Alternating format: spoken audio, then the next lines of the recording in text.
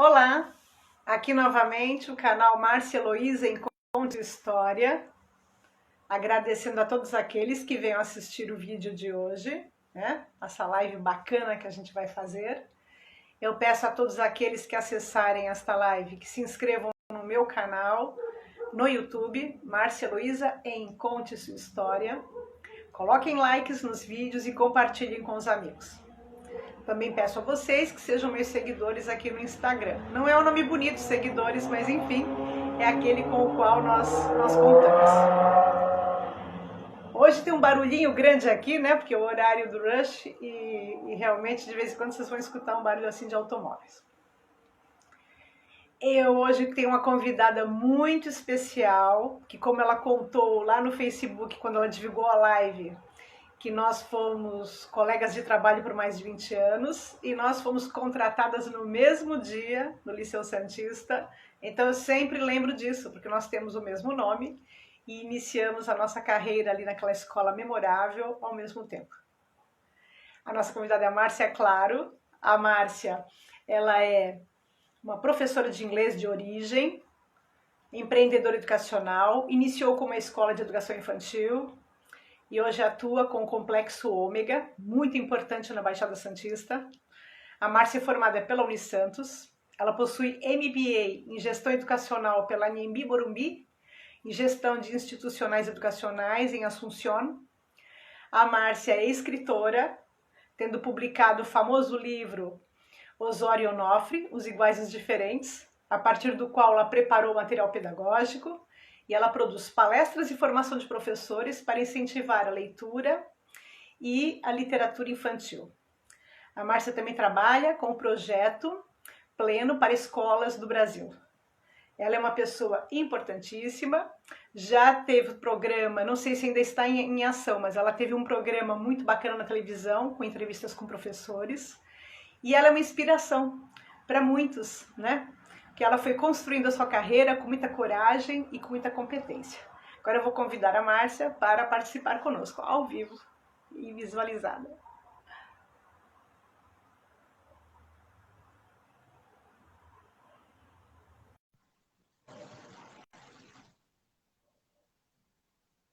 Pronto, Márcia Claro convidada, já ao vivo. Isso, deixa eu virar aqui. Bonito! Olá, boa noite. Boa noite a todos. Boa noite aos que nos assistem. É um prazer, Márcia Heloísa, estar aqui junto com você.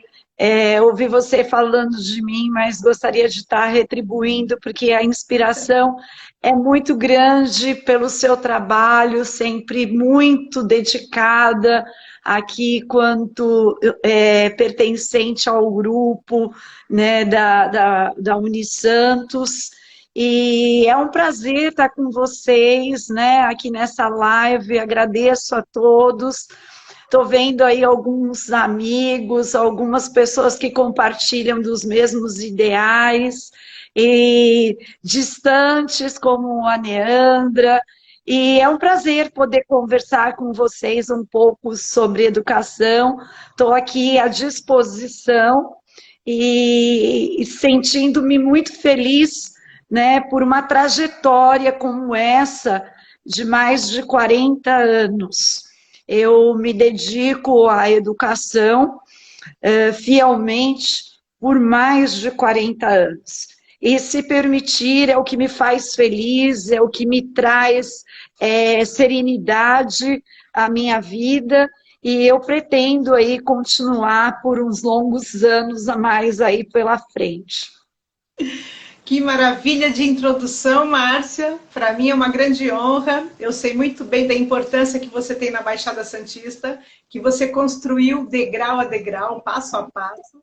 E eu acho que você é um exemplo, uma inspiradora para muitos educadores, justamente por essa coragem de ter construído essa carreira, porque não é fácil. E como você disse, é uma dedicação de mais de 40 anos que ainda vai muito à frente, porque você é muito jovem. Ainda tem muita lenha para queimar nessa fogueira, né? Na fogueira educacional. Eu imaginando como o seu cotidiano é assim, pleno de atividades, que bacana você ter aceitado no final do período letivo, né? Ter aceitado fazer essa live. Eu sei que nós tivemos várias tentativas de acordos de datas, porque a sua vida é muito complexa, né? Eu estou na boa, porque eu estou aposentada, mas é uma alegria poder registrar a sua história, né? Que esse canal é pequeno, mas ele tem essa pretensão de registrar a história de muitas pessoas bacanas em várias áreas das atividades profissionais. Então, eu fico muito feliz de você ter confiado em deixar a sua história aqui com a gente. Então, agradeço muito. Sim. Eu me sinto muito honrada por isso também, né? Porque, assim, muitas pessoas já tiveram a oportunidade de conversar comigo e, assim, eu falo que eu sou professora, eu sou eterna professora, seja de alunos ou de professores, mas a minha atuação ainda é muito presente nessa questão a qual eu abraço, me debruço para poder estudar e me sentir preparada para as inovações da educação, para transmitir a todos aqueles que acreditam como eu, tenham informações precisas, porque nós não temos a verdade, nós fazemos o nosso dia a dia construído com base na prática, na teoria e nas experiências, junto com demanda de professores. Eu tenho hoje a oportunidade de trabalhar consistentemente com mais de 80 profissionais na área da educação ao mesmo tempo, né, atuando nas escolas. Numa unidade só em que eu atuo, eu tenho um número de 80 profissionais, mas eu digo assim, concomitante em realizações, e isso me traz a questão de que nós estamos transformando vidas. E essas vidas, elas são tanto dos profissionais quanto dos alunos, porque os profissionais também vão subindo degrau por degrau, e eu consigo aplaudir também aqueles que acreditam no estudo e vão em busca de melhoria para os seus alunos. Então, assim, eu sou apoiadora de muitos professores, quero dizer aqui a todos da live, que a vida da gente é intensa pela forma em que a gente conduz, como a gente trabalha. Eu hoje estudo muito sobre a pedagogia da compreensão e retrato sobre isso nas formações de professores, no questionamento que a gente tem que compreender o outro. A gente tem que saber hoje qual é a situação do nosso aluno, qual é a experiência de vida do profissional, do professor, e a partir desse contexto, você consegue fazer uma ressignificação da escola onde você faz a gestão. Então, hoje eu sou gestora de 2 unidades da educação básica e também atuo no nível superior. Né? Aqui, para quem está aqui na Baixada, eu sou gestora da Universidade Anhanguera, nos cursos de EAD e nas cidades aqui próximas. Então, eu também faço uma atuação junto a esses profissionais que estão sendo lançados no mercado de trabalho. Isso me dá também uma sintonia muito grande em vê-los desenvolvendo também a parte teórica que eles aprendem na estrutura da prática diária nos hospitais. Hoje eu trabalho com muita gente da área de enfermagem também, que isso também é um assunto que me traz alegria. Eu me casei com uma pessoa que é da área da saúde, então nós somos agregados a isso. Ele é uma pessoa muito voltada a essa questão, e hoje a gente também, na Anhanguera, a gente oferece o curso de enfermagem aos nossos alunos. Então a gente tem isso com muita categoria aqui, levamos isso muito a sério na formação desses nossos alunos. Você vai de ponta a ponta, né, Márcia? Você vai desde os pequenininhos até a formação superior, né? Isso é maravilhoso, né? Sim. Você tem uma noção completa desse processo todo, de quem vai atuar com eles e vice-versa, e até fora da área educacional, né? Porque mesmo o profissional da saúde, ele é um educador, né? Quer dizer, mesmo além da área estritamente educacional, ele também tem essa tarefa, né? De preparar a população pelo atendimento. É claro que, assim, a parte pedagógica, né, eu sempre falo que eu faço a gestão pedagógica do curso, eu faço a questão do que é cabível para o meu profissional, mas eu me sinto muito feliz em vê-los já atuando. Às vezes eu faço algumas atividades da escola em que tem a participação desses estagiários. E assim, o que me deixa muito, mas muito feliz, sabe, Márcia, é ver os profissionais da área da pedagogia atuando no colégio. Então, eu, além de ver ponta a ponta, eu ainda abraço esses novos profissionais como estágio dentro da minha própria escola. Então, isso também me engrandece na questão, assim, do comprometimento dessas pessoas que eu estou lançando no mercado de trabalho, né? Porque a gente sabe como é difícil o início da carreira, a gente sabe que as pessoas querem pessoas já com experiência, que já saibam, mas quem não dá oportunidade, a gente não vai nunca ter um desenvolvimento. Então, eu penso da mesma maneira que um dia eu iniciei, né? Para quem não sabe, eu iniciei aos 15 anos no Liceu São Paulo e eu era aluna. Eu era aluna do curso de magistério e aí lá eu solicitei para a direção que eu pudesse acompanhar uma turma. E a diretora falou comigo assim: pode sim, você pode ser ouvinte e ajudar aqui a professora do jardim. Antigamente era jardim, pré, né? E aí eu fui e recebi como recompensa um batom mesmo. Então, eu tinha 15 anos e agradeço muito por ter tido essa oportunidade. Então, quando eu ofereço a oportunidade para as alunas de pedagogia, ou quando eles me chamam, né? Há uma mudança, a nova BNCC, chama a Márcia aqui para ela poder conversar um pouco com a gente. Nossa, eu fico muito agradecida.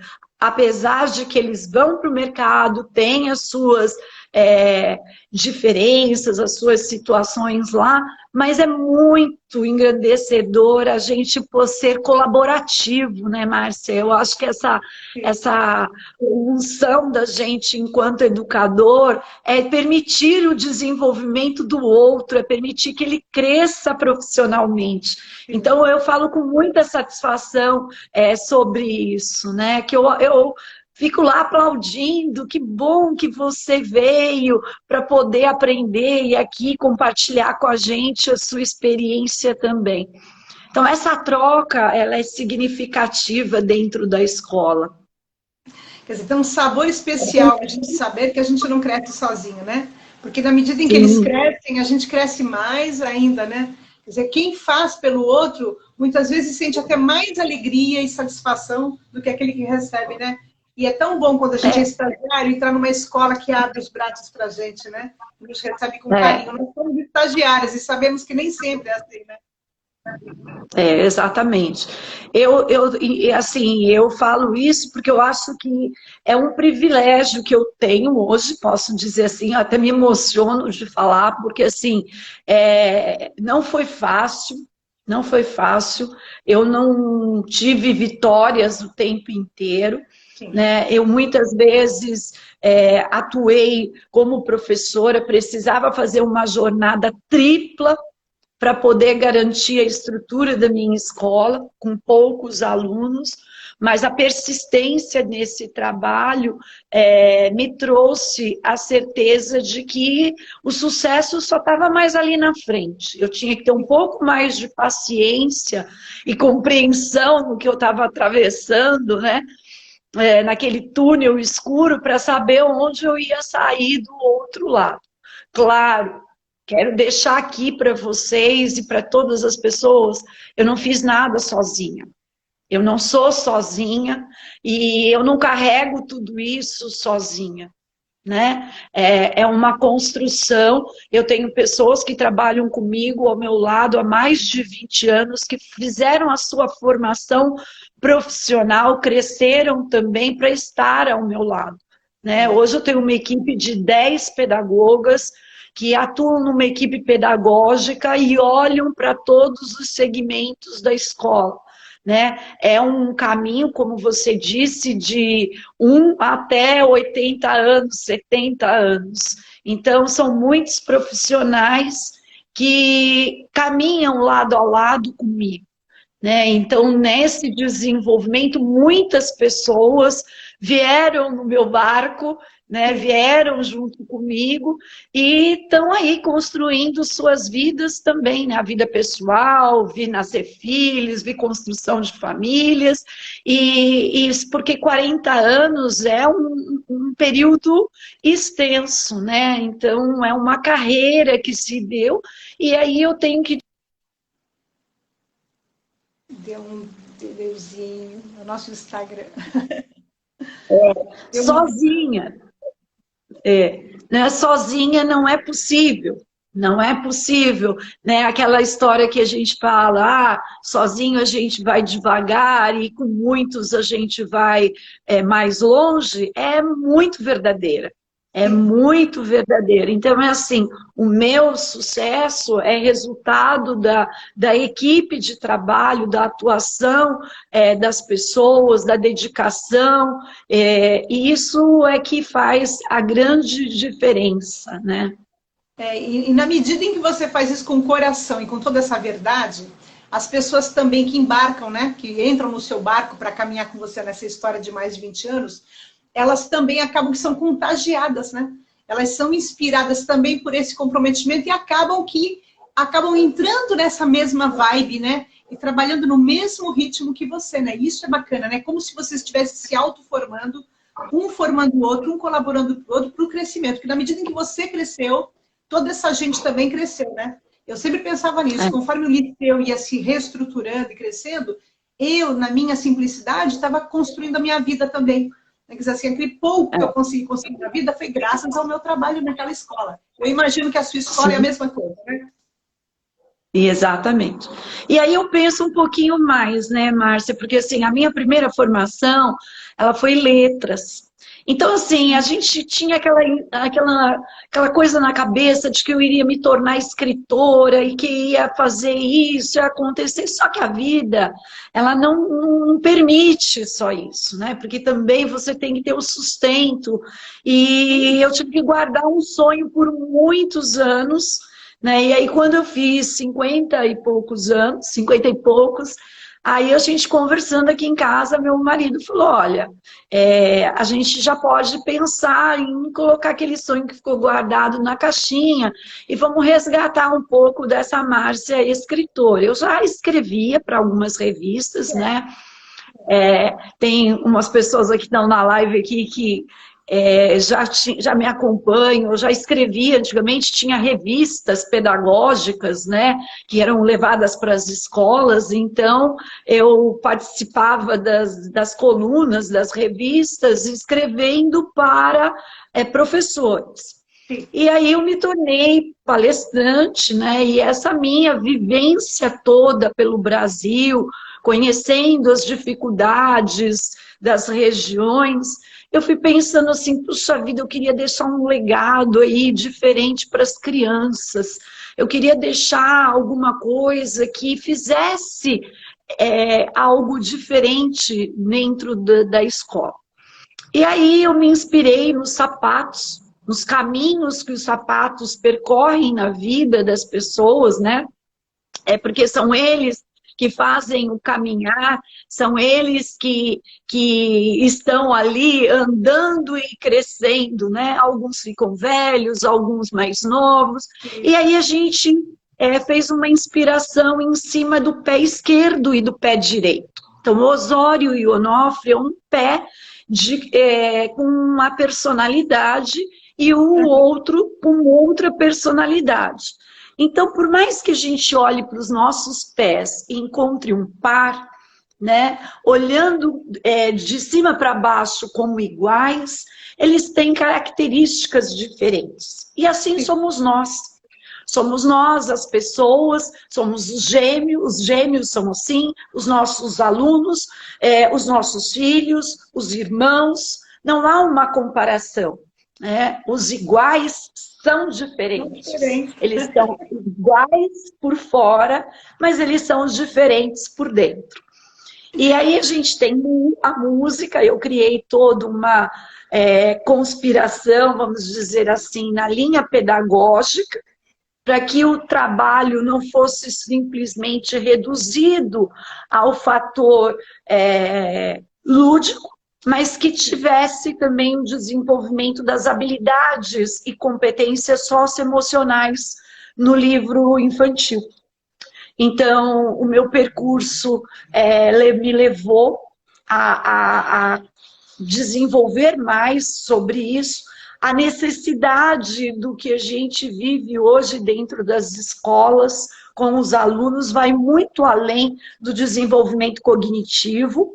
Então, hoje a gente tem uma preocupação muito maior com a vida e quem é aquele aluno, como ele pode ser na sociedade que a gente está colocando. Então, vamos fazer uma transformação também no que se diz respeito a uma comunicação mais positiva, uma comunicação mais assertiva, não tão violenta, não tão desrespeitosa com as pessoas. Mas, para isso, a gente tem que construir todo um cenário dentro da educação, dentro do que a escola inspira para esses alunos, para que eles tenham essa vivência teórica ou sequer prática, mas que ele faça disso a sua vida. Então, você prepara para o mundo, você prepara para as frustrações, você prepara para respeitar as diferenças das pessoas, para encontrar um Osório ou uma Mariana, né? Porque no livro tem as sandálias. Então, a gente tem a Mariana e a Marilda, que são as sandálias, elas fazem também um caminho aí junto ao Osório e Onofre, exatamente, para encontrar o par. Mas quem é esse par? Eu não estou falando de par romântico, não. Sim. Eu estou falando de par de semelhança e de inspiração, porque a gente tem que se encontrar com algumas pessoas, seja em amizade, seja no profissionalismo, seja até mesmo com uma própria vizinha, né, para a gente poder desenvolver a empatia. Se falou tanto disso na pandemia, mas a dificuldade é colocar em prática. É verdade, né? Muita teoria e pouca vivência, né? Que é o que a gente mais está sentindo falta, né? Eu escutei, assisti um vídeo seu, numa entrevista que você deu para um canal, que você contava a história, né, do Osório e do Onofre, contando até a origem dos nomes, né? Que foi em casa mesmo, né, que você pensou no nome, depois no outro. Eu achei bonito isso, quer dizer, e você agora contando, né, que o seu marido esteve ali na origem dessa retomada da sua carreira literária.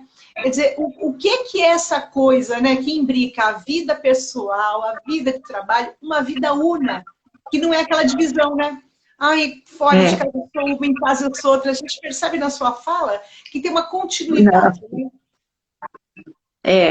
Isso, assim, eu posso dizer que eu sou privilegiada nesse aspecto, porque, assim, eu sempre compartilhei isso, como eu falei, eu também tive uma trajetória que eu tive um deslize, né? Assim, não foi um deslize, mas foi um aprendizado, eu posso dizer isso. No meu último ano do liceu, meu último ano, eu fiquei no liceu por 22 anos. Eu saí do Liceu São Paulo, eu tinha 3 anos e fiquei 22 anos no Liceu Santista. E quando eu já estava no último ano, meu marido tinha falado comigo assim, olha, você vai se aposentar e vai se dedicar totalmente ao Ômega, somente às escolas, né? Eu tinha construído a escola do Guarujá, a inauguração da escola do Guarujá foi o mesmo dia da mudança do Liceu Santista para Francisco Glicério. Sim. Eu saí da minha escola de lá e fui ainda ajudar a colocar. Meu marido ajudou também a pôr os livros. Então, como eu digo, meu marido também foi muito atuante na minha vida. Eu tinha isso, se era para o Ômega, se era para o Liceu. A gente pôs os livros lá na biblioteca do Liceu. E depois de uns dias, isso foi no começo do ano, eu já tinha conversado lá com a Cláudia, tudo, que era diretora, ainda, né? E aí eu falei, olha, eu vou sair, eu vou encerrar minha carreira aqui, eu vou me aposentar como professora e tal, e eu fui. E aí eu fui fazer uns exames e eu tive um câncer de mama. Márcia, Em eu não 2008. soube, eu não soube. E aí veio todo um aprendizado da minha família e das pessoas que me rodeavam, meu marido. Então, até aquele momento, ele exercia a função dele. Ele era dentista, ele é dentista, e ele assumia ali. Mas aí eu tinha tantas coisas envolvidas que ele falou assim, e agora como eu vou fazer? E aí, de lá para cá, ele foi picado pela educação também, Entendi. não no aspecto pedagógico, né? Essa questão, ela ficou mesmo, ela continua nas minhas mãos. Mas ele faz, ele me acompanha, ele vai nas feiras, ele vai nos congressos.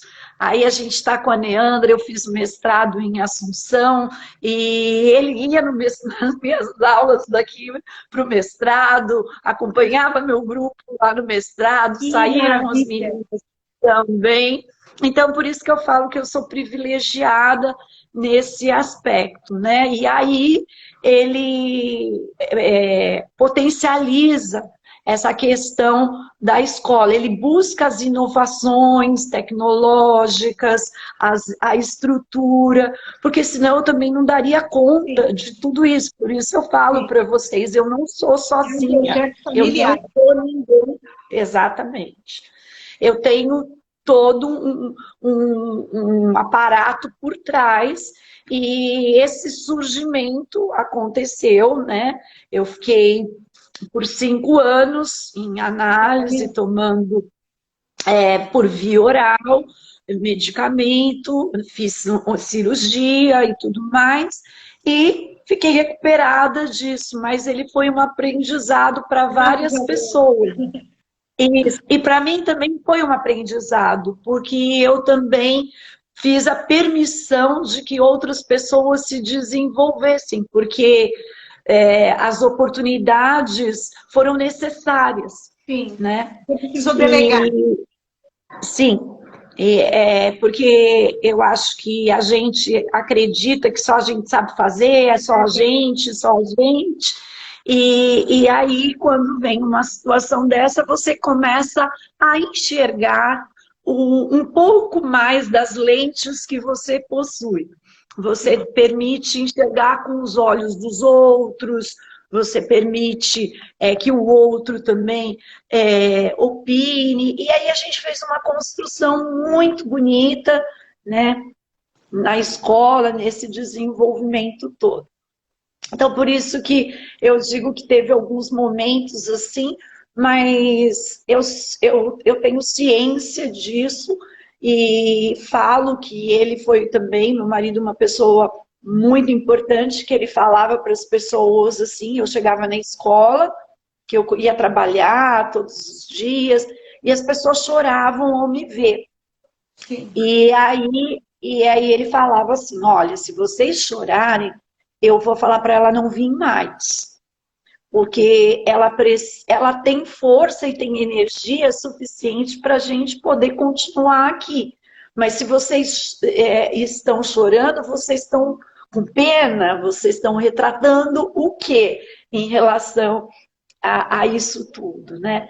Então, assim, nós vencemos juntos, todo mundo aqui, e hoje eu sou agradecida, né? Se a gente fala isso a todo momento, eu falo para as pessoas, eu já tive em vários programas falando isso, faço campanha contra a prevenção, de combate ao câncer de mama.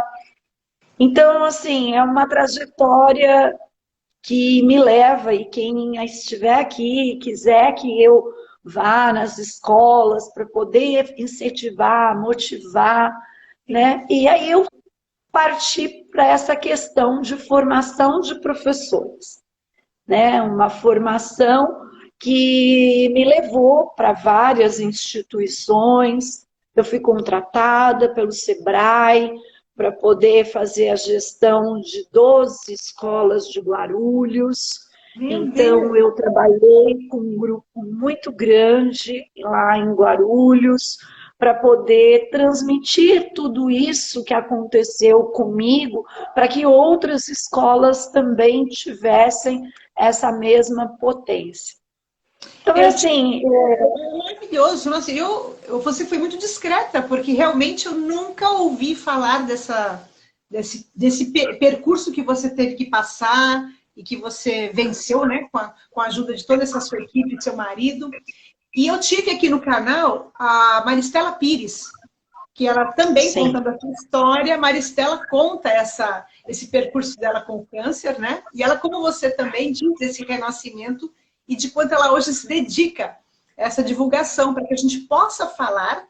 E isso acomete profissionais de todas as áreas, né? E as mulheres são muito afetadas, né? E a dificuldade de falar disso e a prevenção, que é fundamental. Então, agradeço muito a sua confiança em compartilhar com os nossos ouvintes, porque no futuro, né, o canal muitas vezes não tem ao vivo na live as pessoas assistindo, mas depois a gente tem dezenas de pessoas que acessam e que podem estar, né, percebendo que, puxa, se ela conseguiu, eu também consigo, né? Eu tenho uma coisa bem interessante, que o médico marcou a cirurgia no dia do meu aniversário.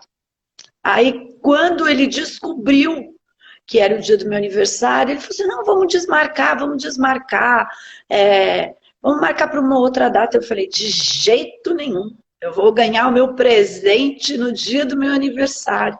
Eu vou me internar no dia do meu aniversário, eu não quero ninguém aqui em casa, né? Eu vou para o hospital, porque eu vou poder vencer isso. Então, assim, não precisa ter medo, né? A gente não tem que ter medo dos enfrentamentos que a vida nos prega. A gente tem que ter um discernimento e pensar o seguinte, tudo passa. A gente tem que construir uma força interna e pensar assim, o que está ao meu redor? Eu preciso ser útil, eu preciso continuar a minha trajetória, então para isso eu preciso ter força suficiente para vencer essa dificuldade. E assim eu fui. Eu também, mais uma vez, também trago aqui a positividade que eu recebi. Você a conhece, a Carmen Mercado? Sim, ela em setembro fará uma live comigo. Ela estava voltando do intercâmbio que ela faz os trabalhos dela, né? E a gente continuou muito amigo, uma amizade que surgiu também no liceu. Eu compartilhava com ela a língua, eu era professora de inglês e ela de espanhol. E a gente continuou juntas, somos juntas até hoje. E ela chegou do aeroporto e foi ficar comigo no hospital. Então, assim, hoje eu e meu marido, a gente, na época, meu marido voltou para casa, meus filhos eram pequenos, né? Meu filho era pequeno, e eu fiquei com a Carmen no hospital até o dia seguinte para o meu marido chegar. Então, assim, o que eu quero dizer, o quanto as amizades, as pessoas, elas são significativas na nossa vida, né? O quanto o outro também olha pela gente. Então, assim, eu sempre agradeço a Carmen, mas aqui eu faço esse relato de quanto é positivo a gente poder contar com o outro. E bacana saber que você venceu, né? Eu acho que essa é uma alegria, né? A gente vê que você tem essa oportunidade de dar continuidade a uma vida tão bela e uma vida tão profícua, né? Que você produz tanto. Márcia, eu lembro de nós fomos contratadas no mesmo dia no liceu, eu nunca vou esquecer, 5 de fevereiro de 87, ali nós começamos muito jovens, e eu lembro de você, uns anos, eu não sei se foi alguns anos depois, você abrindo a sua primeira escola, que eu lembro que você, além de professora, era tradutora e intérprete. Muitas vezes você saía da escola e tinha um encontro com empresários que você tinha que fazer tradução simultânea, e era uma vida de muito trabalho, eu lembro disso. É porque vocês, por ser loirinha, de olho azul, às vezes as pessoas podiam olhar e falar, ai, que delicadinha, que menina bem nascida. Você trabalhava muito. Eu tinha sempre essa admiração, porque eu via você correndo de um lado para o outro e tal. Então fala um pouquinho desse período, que foi Ainda você, continuo. tradutora e intérprete, e Ainda depois continuo. abrindo sua primeira escolinha. Ainda continuo. Né? Continuo. Na época, Márcia, eu trabalhava também fazendo. Deu uma paradinha. Deu uma paradinha. Como guia. Isso. Como guia, então, assim, eu fazia a tradução, fazia essa questão que você falou, para fazer uma complementação, porque eu também viajava nas férias de julho e de janeiro para acompanhar grupos para Disney, para outros lugares. E assim, eu sempre tive uma veia muito empreendedora, né? Meus pais são pessoas simples, né? Foram pessoas simples, então eu tinha essa questão de realizar o sonho de ter a escola. Então eu fazia isso mesmo que você disse. E aí eu fui comprar a minha primeira escola, que era situada na Washington Luiz, e chamava-se Cantinho da Criança. Era uma instituição voltada como um formato mais de berçário. E aquilo me incomodava um pouco, né, na área pedagógica, que eu queria ter escola. E aí a minha formação era só letras. Então eu fiquei alguns anos lá, comprei uma parte, entrei numa sociedade, tinham 4 sócias, 4. Eu era uma delas, aí aquilo não dava dinheiro de jeito nenhum, muito pelo contrário, a gente tinha que ficar colocando dinheiro, tinha que colocar dinheiro, colocando dinheiro, e aí uma saiu, a outra saiu, e eu fui ficando. E aí eu abri o Ômega em 95 para 96, né? Mas eu abri com 9 alunos, que não dava nem para pagar o aluguel da casa que eu aluguei. Gente, então, que coragem! Eu fiquei endividada. Né? Então, no ano que eu casei em 97, o advogado, quando foi conversar com meu marido, falou, olha, você está casando com uma bomba, ela vai estourar daqui a pouco. Porque... Hoje dá risada, né? Na época devia ser um drama. Eu tinha uma dívida muito grande. Então, como fazer para poder reverter essa situação? Então, eu tive que fazer vários acordos, várias situações para poder fazer isso. Mas no meu entorno, as pessoas falavam assim, desiste disso, desiste disso, desiste disso, porque isso está tirando. Eu trabalhava num lugar e pegava o dinheiro do lugar para colocar lá. Nossa. Então, eu ficava sem nada. Eu ficava sem nada, sem nada. E aí foi com essa toda dificuldade. Eu me lembro também, Márcia, que eu estava numa situação tão difícil, eu trabalhava no liceu e no Colégio do Carmo. Eu uma vez fiz uma reunião e chamei vários professores do Colégio do Carmo para serem meus sócios. E aí as pessoas pensavam assim, eu vou ser sócia dela, eu vou dividir prejuízo com ela. Aí todo mundo foi em reunião, né? A reunião, a sala cheia. Olha, semana que vem vocês voltem aqui para me dar uma resposta. Eu não tive um sim. Nenhum. Todos os professores falavam assim, não, eu tenho meu emprego fixo, eu tenho minhas coisas, não vou. Eu fui embora de cabeça baixa falando, Márcia, o negócio está na sua mão, você vai ter que resolver e rebolar isso sozinha, porque as pessoas não aceitam. E aí foi assim, eu fui, aí fui passando, aí depois eu comecei a fazer algumas parcerias com outras escolas que tinham crianças que podiam me mandar, eu fui fazendo isso, aí foi indo, aí eu consegui ultrapassar isso, mas foi com muita dificuldade. É E a agora, força de um recém... sonho, né? A força de um sonho, veja o que é. Porque, do ponto de vista prático e lógico, não tinha como ver uma possibilidade de sucesso. E você acreditava tanto naquilo que manteve, né? Isso é uma coisa fenomenal, não, Márcia? E a gente fazia É inexplicável. né? Você saberia A gente explicar não por quê? conseguia, Por que você tinha a essa gente, crença tão grande? a gente não tinha dinheiro para pagar ninguém, então a gente mesmo pintava. A gente pintava as paredes, a gente comprava tinta, chegava no final de semana, a gente pintava. Quando chegava segunda-feira, eu tinha que acordar cedo para ir para a escola para ser professora. Mas a escola estava pintada, estava arrumada. A gente ia fazendo assim.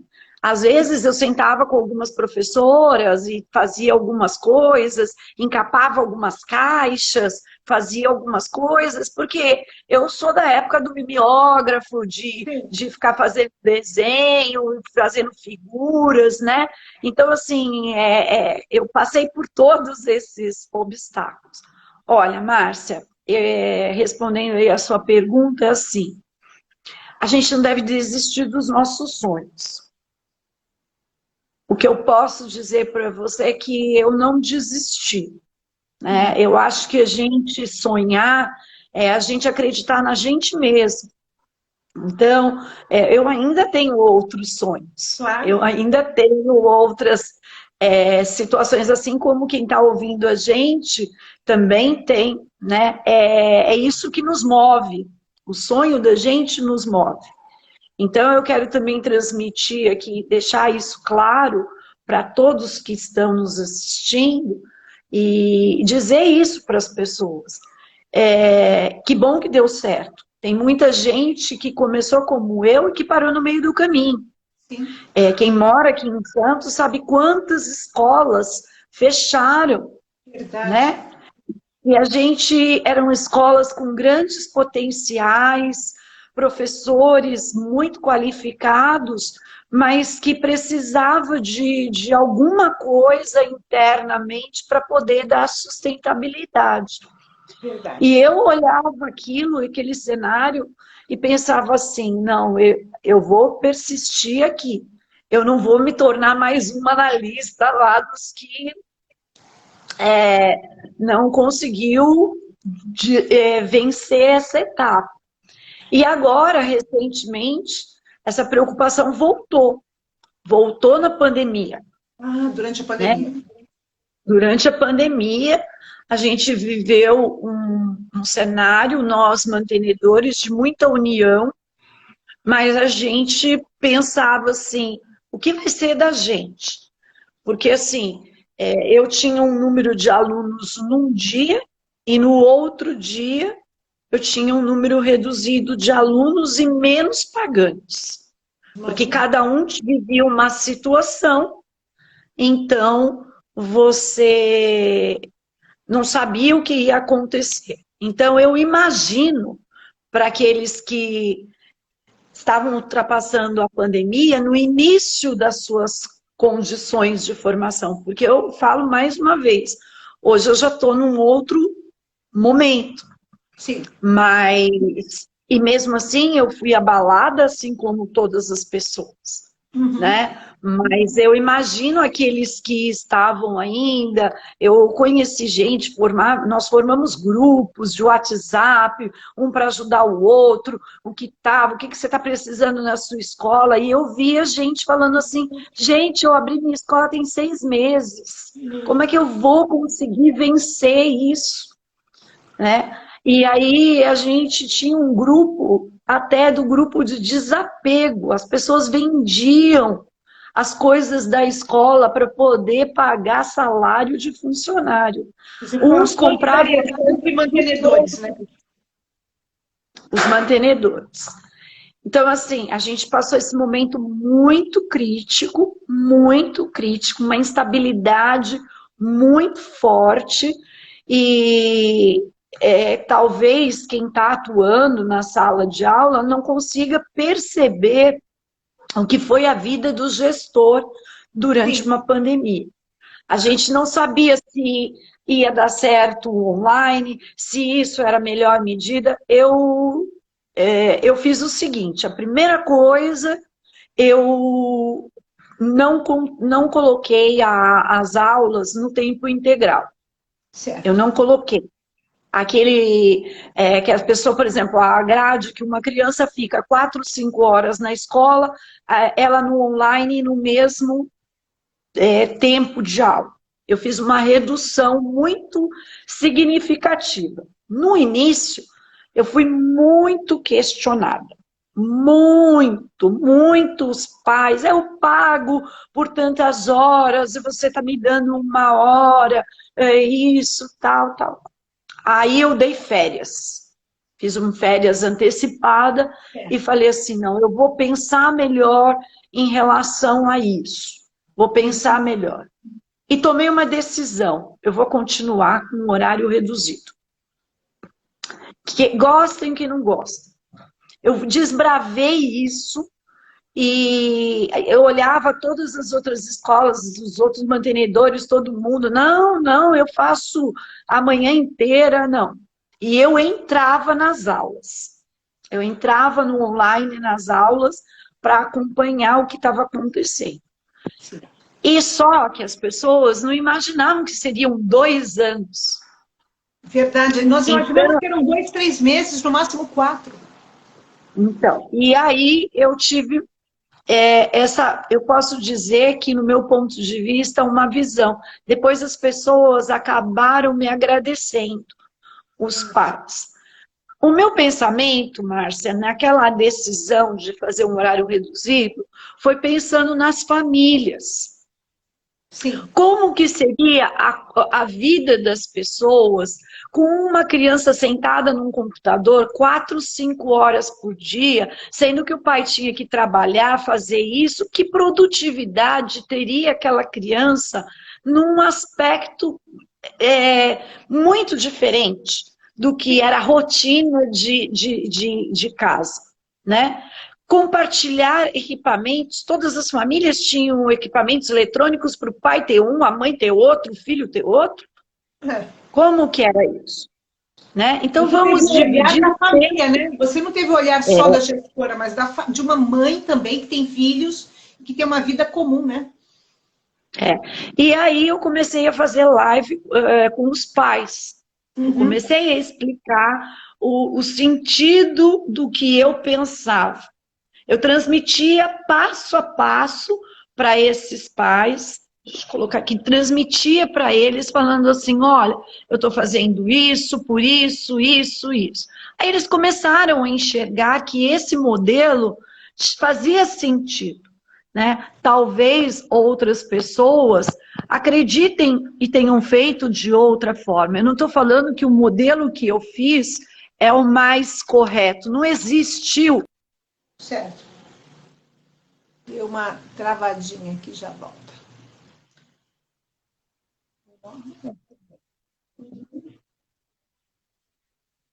Um jeito de se sobressair. Eu fiz essa escolha, não me arrependo, não cansei os professores, tá? Porque o desgaste dos profissionais também era excessivo em cima disso. Então, o meu olhar era para tudo isso, né? Era um olhar que, assim, eu pensava assim, gente, e o professor? Como é que fica diante de tudo isso?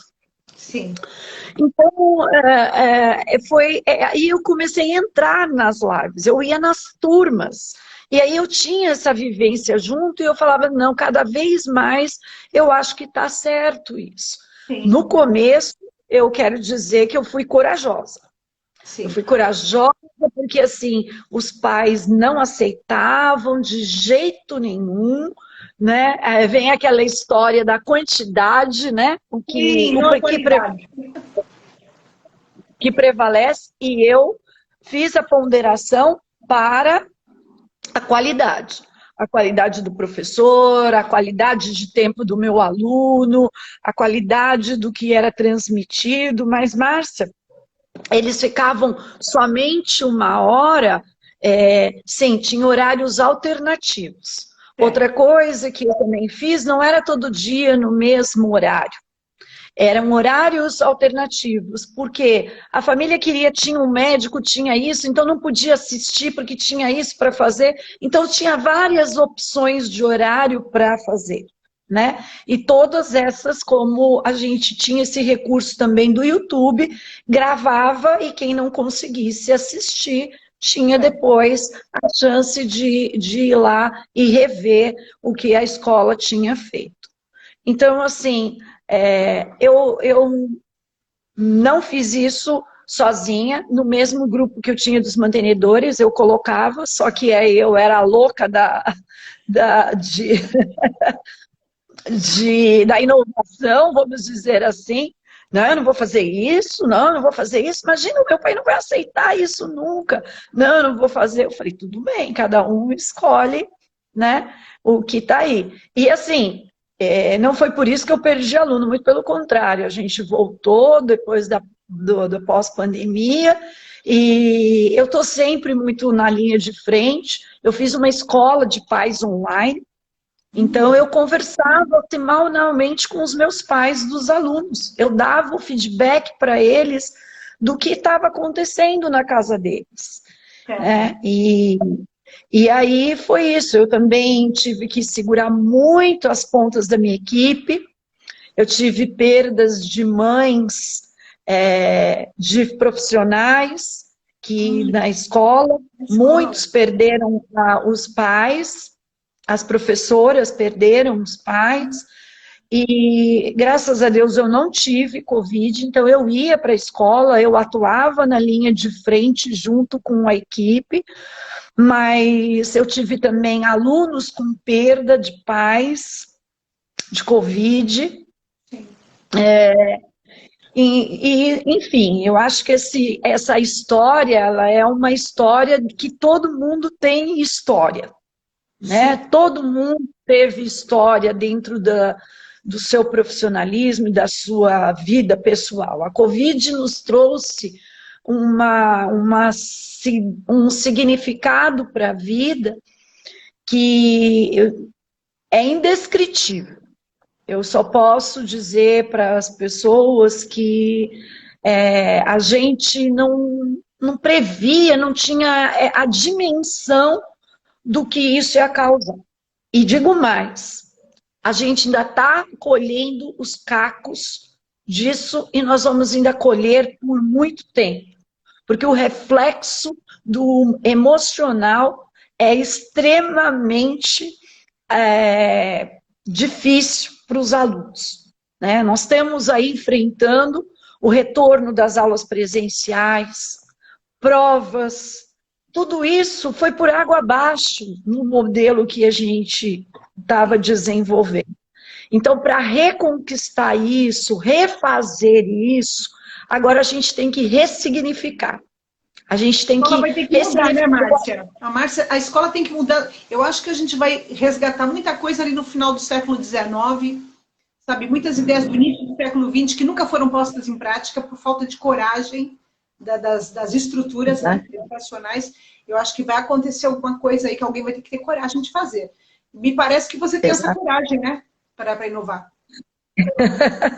Eu tive a coragem, assim, eu experimento, né, para ver. E aí eu tento mostrar, porque, como eu falei, eu tenho um grupo de pedagogas e eu tento mostrar para elas isso. Ó, vamos analisar os pontos positivos e negativos disso. Tá bom, todo mundo defende essa bandeira, todo mundo acredita nisso, então é isso que a gente vai tentar multiplicar para os nossos professores. E aí a gente multiplica para os nossos alunos e as pessoas, então, vão compreendendo, por isso que tanto eu estudei e debrucei em cima da pedagogia da compreensão. Né? Não é à toa, eu não falo essas coisas sem fundamentação. Eu estudo para isso, por isso eu digo para as pessoas, né? E por isso eu digo, você sempre foi uma grande estudiosa, e eu me inspiro nisso para dizer assim, não tem como fazer as coisas, vamos ver se dá certo aqui, vamos ver se dá certo ali, não. Não é assim. Né? A gente tem que ter aí um discernimento muito claro do que a gente pretende almejar e aí conquistar. Né? E assim, eu recebo não todo dia, viu, gente? Não sou eu que coloco, não. Eu recebo não todo dia. O não faz parte da minha vida, mas o não, ele faz a gente refletir. Por que eu estou recebendo esse não? Que caminho eu tenho que fazer? Então, e a gente muitas vezes se sente solitária, sabe, nesse aspecto, né? Porque ninguém quer ir com você, ninguém quer arriscar. Como eu falei, eu coloquei lá no grupo dos mantenedores.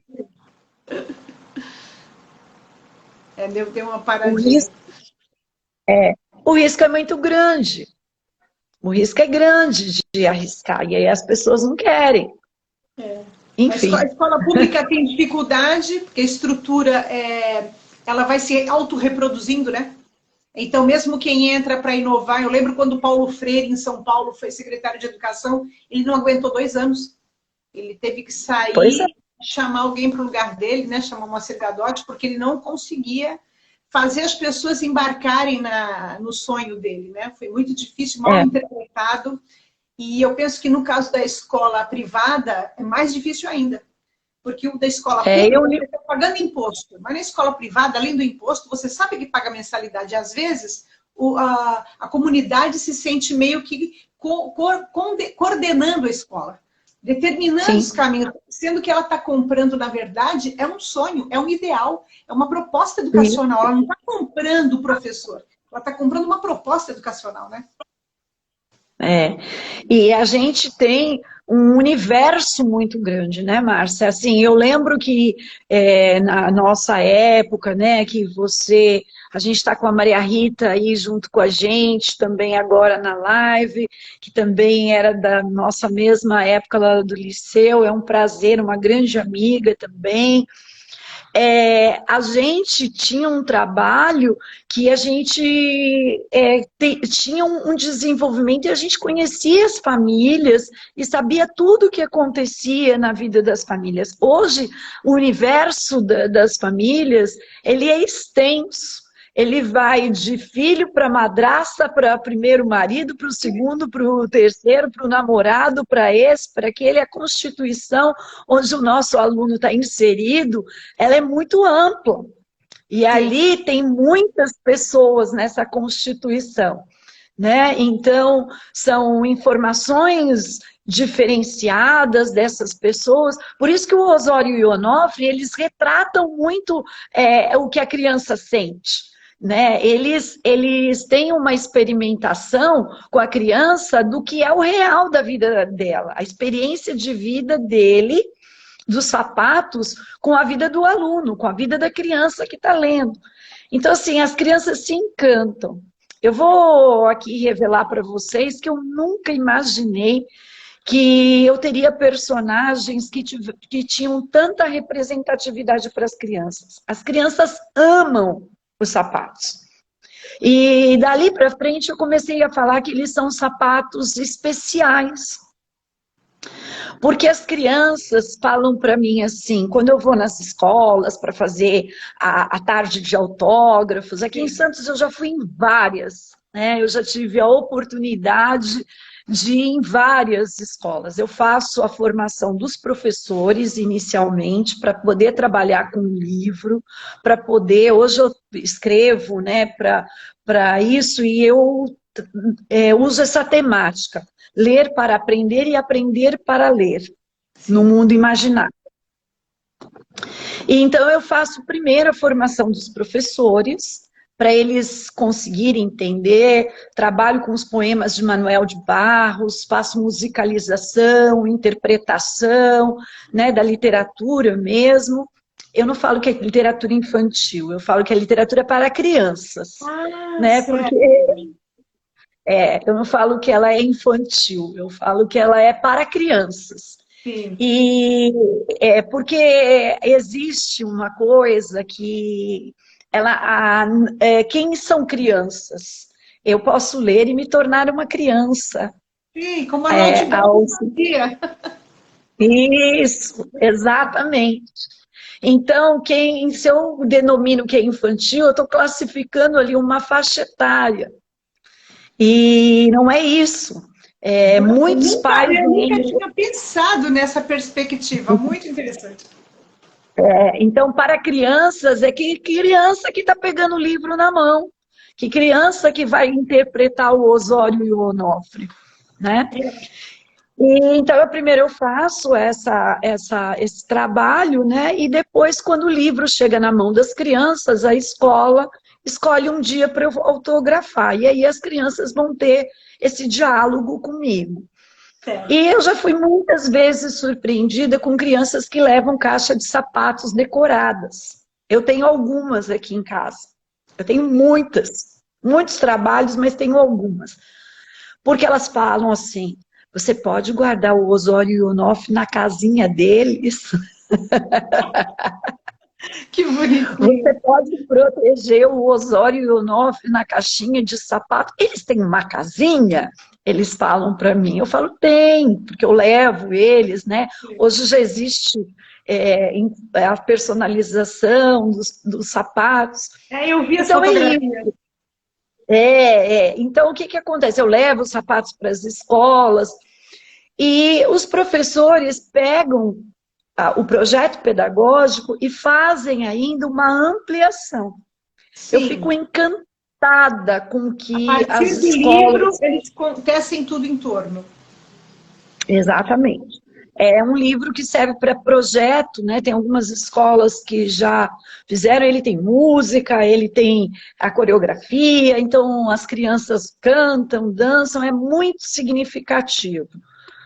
Então, eu acho que, assim, dentro desse panorama, eu acho que já está aí o legado que eu me propus, né, a fazer.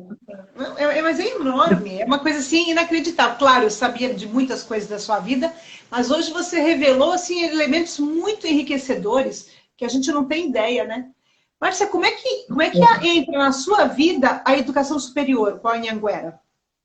É como se fosse uma franquia? Como é que funciona isso? Você é uma extensão? Eu vou contar um pouquinho só aqui para as pessoas para verem. Eu tinha uma professora muito envolvida com a educação, e aí ela falou assim, olha, eu conheço uma senhora que ela tem 10 polos em Cuiabá, e ela quer trazer para Santos a faculdade. Você quer alugar a sua unidade para poder ceder para ser esses polos? Eu falei, olha, fala para ela conversar comigo, não tem problema. Bom, iniciei dessa forma. Eu só fazia a locação das minhas salas, dos meus prédios para essa pessoa. Um determinado dia, com EAD, eu pertenço... Com EAD. Eu pertenço ao Grupo Croton, né? Eu faço parte do Grupo Croton. O Grupo Croton tem um guarda-chuva de marcas, o Pitágoras, a Anhanguera, o Nopar, várias. Somos, o Grupo Somos, que é do ensino básico. E aí eles me chamaram um dia em Campinas para conversar, para ver a possibilidade de eu ter um outro polo que fosse meu para iniciar. Sim. Aí eu fui nessa conversa, nesse chamado da Croton. Quando eu saí de lá, eles falaram assim: olha, você não vai ter um, você precisa ter três. Nós estamos com uma situação, ou você pega três ou você não pega nenhum. E aí eu vim embora para Santos, meu marido estava junto comigo nessa oferta da Croton para mim. E aí não é uma franquia. Você tem que desenvolver um processo de transformação de vidas. Ou seja, você tem que ter um grupo de alunos que vão ampliando. Quando eu peguei, em 2016, por aí, acho que já tem uns 6 anos, eu tinha 300 alunos. Hoje eu tenho 1.200 alunos na Anhanguera. Que bacana! Na área de enfermagem? Não, eu tenho 98 cursos. Uau! São 98 cursos de pós-graduação, de graduação, são vários, porque são 3 formatos. Existe o formato semipresencial, existe o formato presencial e o 100% online. Certo. Então, existem 3 formatos no ensino superior. A maioria, e aí esses polos que eu tinha como físico, eles se tornaram, então, a própria escola, ela atua com a quadra poliesportiva para os cursos do bacharelado de educação física, para a licenciatura de educação física. Então, os alunos atuam da faculdade no colégio. Então, por exemplo, eu vou ter a festa junina, eu tenho o dia da Páscoa, as atividades são promovidas pelos alunos da universidade. Então, já integrando tudo, você integra a formação, o estágio, o cotidiano da escola, todo mundo envolvido. Existe uma concepção, eles já sabem que eles ficam comigo. E essa questão da enfermagem, hoje eu tenho uma parceria com a Santa Casa, os meus tutores são todos da Santa Casa e eles atuam dentro do Ômega, dentro da escola. A Santa Casa de Santos?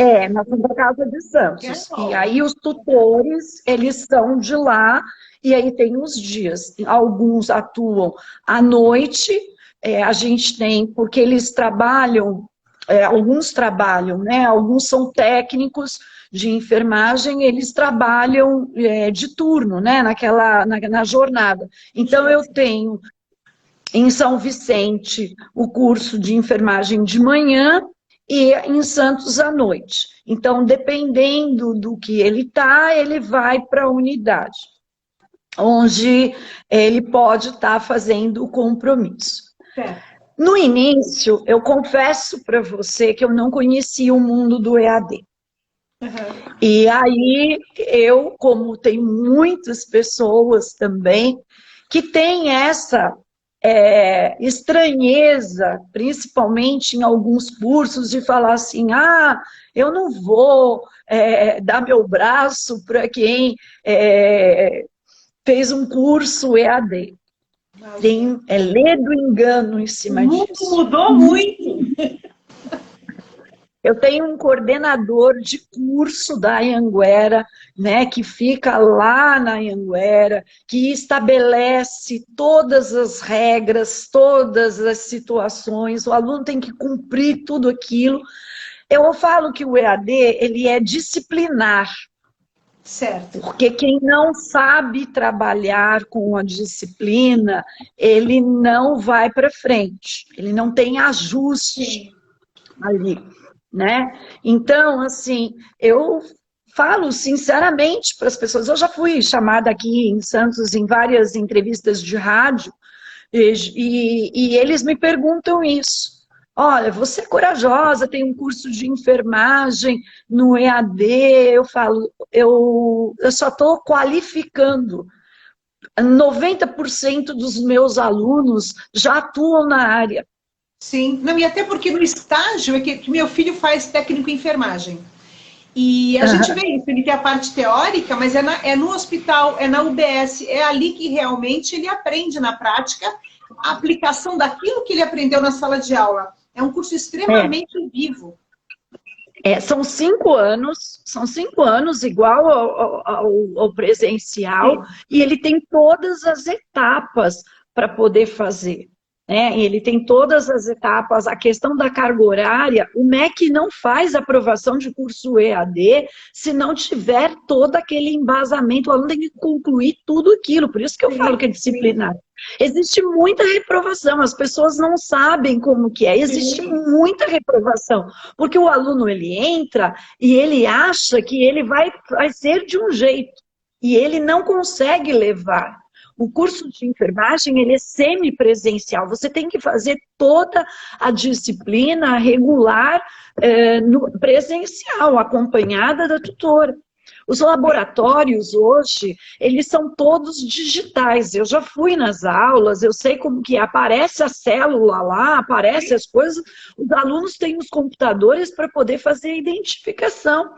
Então, só mudou o formato como é colocado isso. Mas, lógico, eu estou falando de algo que eu acompanho e que eu sei que é assim, né? Então, é muito difícil, algumas pessoas são contra, né? Acham que esse curso não pode ser assim. Eu já fui indagada várias vezes, né? Eu sou questionada o tempo inteiro, mas como é que acontece isso? Acontece igual o outro. O estágio precisa ser no hospital, o estágio tem que ser na UBS, igual ao outro. Claro. Entendeu? Ele tem que ir para a parte, se ele não fizer, ele não vai conseguir ter o diploma dele, igual ao outro. Não tem diferença nenhuma. Eu já tinha essa ideia mesmo quando eu trabalhava, que eu pensava o seguinte, eu não preciso mais dar aula expositiva. Eu deveria ter todo um currículo montado para o aluno ir sozinho, com essas aulas gravadas, ou eu falando com eles, e só nos encontrarmos para trocar ideias. Então, acabava que eu dividia minhas aulas nisso, aula expositiva, aula de discussão e aula de conversa, porque a gente precisa tirar dúvidas e ter experiências, né? Porque senão fica aquela coisa que não muda nunca, né? É o professor na frente, os alunos separados. Gente, isso já passou. Sim. Isso não dá mais, não cabe mais, né? Não cabe mais. Então, eu acredito nesse novo modelo, né? A pandemia também fez a gente ver a necessidade disso. É lógico, os alunos migraram todos para o 100% online, né? No período da pandemia, migraram. Mas eu vou falar uma coisa para você, Márcia. Meu filho estava no último ano da faculdade presencial na pandemia. Estava no último ano. Ele fez o último semestre, o último ano online, no 100% online. Meu sobrinho também. Ele fez o último ano no 100% online. E isso não desprestigiou de jeito nenhum, né? O que estava sendo oferecido pela faculdade. Eu cheguei a assistir a aula do meu filho, da faculdade do meu filho. A apresentação do TCC do meu filho foi online. Tinha mais de 120 pessoas assistindo. Então, assim, também existe algo que antes a gente não conseguiria fazer. Né? A gente não ia deslocar 120 pessoas para São Paulo para assistir uma apresentação de trabalho. Hoje você consegue fazer isso. Hoje eu consigo reunir os professores do ensino médio, que antes a gente trabalhava em 2, 3 escolas e falava assim, olha, a gente vai ter reunião naquela escola. Olha, não vai dar. Ele perdia o tempo de locomoção de uma escola para outra. Hoje você faz uma reunião pedagógica online e você conta com a presença maciça dos professores. Sim. Então, tem muita mudança que a tecnologia ajuda demais. É verdade. Agora eu queria saber uma coisa de você. Você trabalha com aquele projeto pleno para escolas do Brasil. O que seria isso? O Pleno, ele é uma solução educacional. Né? Ele é uma solução. as escolas do Brasil, de todo o Brasil, hoje a gente tem aí várias soluções na área da matemática, no inglês, para poder enriquecer a grade curricular. E o Pleno, ele tem a inteligência emocional sistematizada, né? E eu escrevo, na verdade, a parte que é referente à literatura dentro do Pleno. Eu escrevo sobre os personagens, sobre isso. Todos os meus livros, eles têm um foco para ser direcionado a isso. É uma união do pedagógico, da parte socioemocional com isso. Mas eu faço o programa junto com as escolas do Brasil, né? Então, eu apresento, eu faço eles entenderem que por meio da literatura a gente consegue alavancar com o aluno nos dois sentidos, né? A gente propõe a leitura, que é algo que a gente está aí lutando, né? A tecnologia e a leitura, né? A gente sabe que esse viés é um viés de muita dificuldade, né? O aluno dá preferência para a tecnologia, mas a gente tem que fazer de um jeito que seja lúdico, que seja motivador para ele. E, principalmente, que tenha significado. Então, o que eu faço no Pleno é essa situação de poder trabalhar com os temas. Eu vou dar um spoiler aqui, né? Que, como que é? Por exemplo, uma criança, um adulto, uma vida de adulto, um adulto, ele tem eu fiz uma pesquisa, ele muda de casa 7 vezes, a média é de mudança de uma pessoa 7 vezes durante uma vida de casa. E a gente tem crianças e jovens que mudam 7 vezes num período muito curto. Nossa. Então, eles não têm vínculo de amizade. A gente está falando de uma amizade que a gente permaneceu 20 anos num lugar. Eu estou falando de crianças que os pais mudam em busca da vida profissional, da carreira. 6 em 6 meses, estão em São Paulo, no Rio de Janeiro, não sei aonde, mais para cá. Então, tem um dos meus livros que a criança vai no dia do aniversário dela, a mãe faz a festa de aniversário e ela não conhece ninguém. É o primeiro dia que ela está morando ali no bairro, na situação, e ela tem que ser feliz no dia do aniversário com os desconhecidos. Porque a mudança da família é constante. Ela tem culpa disso? Não. Quem decidiu foi a família, o pai e a mãe. Ela não tem como fazer escolhas. Então, eu tenho que trabalhar com a questão que a gente fala do CASEL. Não sei se você conhece, a gente trabalha no Pleno com o CASEL, que é a mesma coisa dos 4 pilares que a gente tem da educação, né? Aprender a conhecer, aprender a ser, aprender... Isso que a gente tem o CASEL, que é o autoconhecimento, a autorregulação, né? E são as mesmas coisas, mas são ligadas todas à parte das emoções. Como você fazer isso, se fazer entender dentro do seu eu para você ter o controle dessas emoções. Então, os personagens que eu desenvolvo nas leituras, né, na literatura, eles abordam o CASEL. Tá? Até fica aí a dica aí para as pessoas para fazerem a pesquisa do CASEL. Tá? CASEL.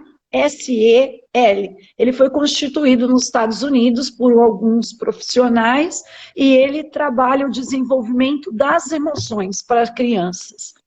Então, o Pleno, ele trabalha na questão socioemocional, né?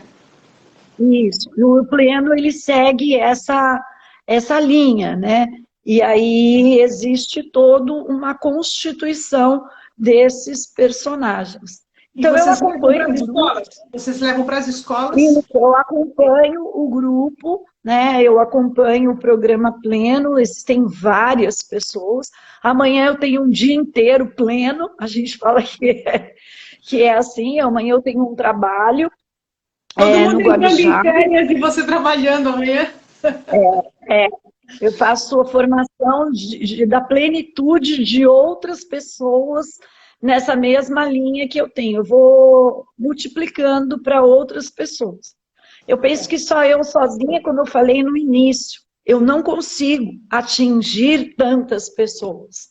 Então, eu sempre fico fazendo esses encontros, essa multiplicação, para as pessoas entenderem o que eu faço para transmitir para outros professores e outras pessoas e outros seguirem.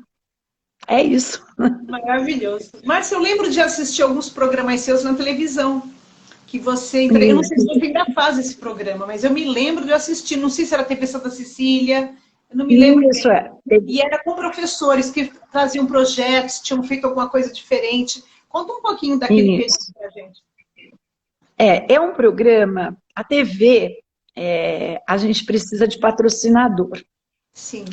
E a proposta desse programa, eu ainda gostaria muito de voltar com esse programa. Ele chama-se Obrigado, Professor. Ah, sim, isso. Eu não achei no YouTube, eu procurei, não encontro esse programa no YouTube. Não sei se eu tenho alguns. Existe a TV Santa Cecília, ela tinha uma pessoa que faz a gravação e você precisa ter um patrocinador para ele ir para o ar. Certo. E aí eu tive o patrocínio por um tempo e era com o intuito de fazer o reconhecimento do trabalho dos professores. Então, os projetos que os professores fazem, tanto da rede pública quanto da rede particular, né? Eu fui 4 anos conselheira do município de Guarujá, eu não sei se as pessoas sabem, mas o conselheiro ele não tem remuneração alguma, e eu fui conselheira municipal por 4 anos para ajudar mesmo a educação no município de Guarujá, e foi aí que surgiu isso. Eu conheci muitos professores da rede pública com trabalhos maravilhosos, e eu pensava assim, as pessoas precisam conhecer, as pessoas precisam saber, as pessoas precisam entender. Eu conheci gente também de outros estados, de outras coisas, que desenvolvem trabalhos digníssimos, que são fantásticos para a gente usar como exemplo. Então era isso que eu fazia, era um agradecimento àquele professor. As pessoas me procuravam, me davam o modelo do projeto, eu fazia análise dos projetos, e aí eu fazia as entrevistas. Eu fiz na música, eu fiz no esporte, professores que desenvolveram habilidades com alunos com limitações físicas. Então, eu desenvolvia isso. Uma pena, né, ter essa dependência disso. Hoje a gente tem essa questão do YouTube, né? Hoje a gente tem essa questão do YouTube, que você pode estar fazendo também o seu canal e não ter essa questão tão vinculada à questão financeira, né?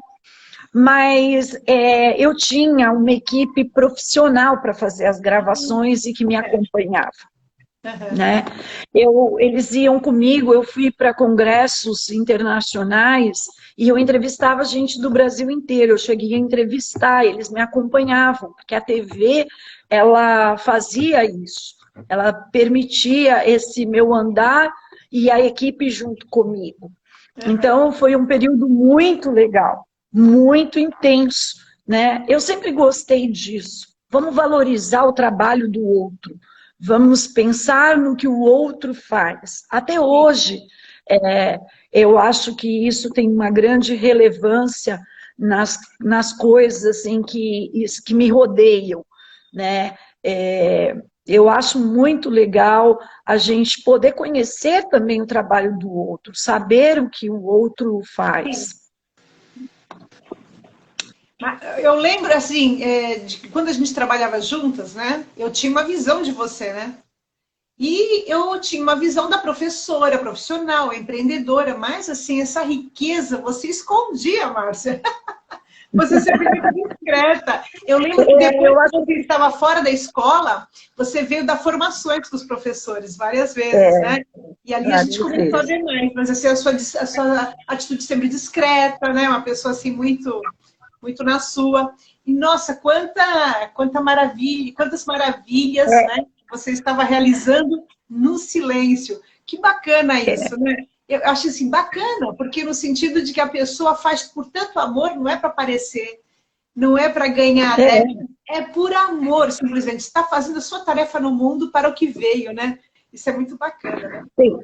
Então, eu acredito que a educação é isso, né? A educação é a gente ter o olhar para o outro, né, Márcia? Porque, assim, a gente tem que olhar o tempo inteiro para o outro, para o aluno, para o professor, para a sua pedagoga que está ali. Então, assim, sabe uma coisa que hoje me norteia muito?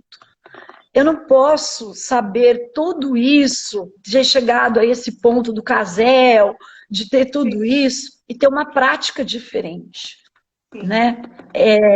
Eu não posso chegar e um aluno perto de mim e me falar assim, eu estou com dificuldade em entender tal coisa e eu ter um desprezo para aquilo e falar problema seu ou resolve aí. Né? Às vezes aqui em casa as pessoas falam assim, olha, você leva muito tempo com as pessoas. Eu falo sempre uma coisa, se eu estou com você, se o seu momento é seu, eu vou me dedicar àquela pessoa que está ali na minha frente. Ela precisa de mim, eu vou me dedicar a ela. Seja quanto tempo ela precisa. Então, o meu tempo é de todo mundo. O meu tempo é para as pessoas. O meu tempo é para minha família, sim, é para minha mãe, é para esse, é para aquele, mas o meu tempo, na verdade, são para as pessoas. E esse tempo que eu dou para as pessoas, ele vem para mim. Ele é meu tempo também. Aí você vai falar assim, poxa, mas você tem seu tempo? Como é que você organiza isso? O meu tempo eu também tenho. Estou pensando nisso. O meu tempo Como é que você tem braços para tudo isso? Eu tenho horários.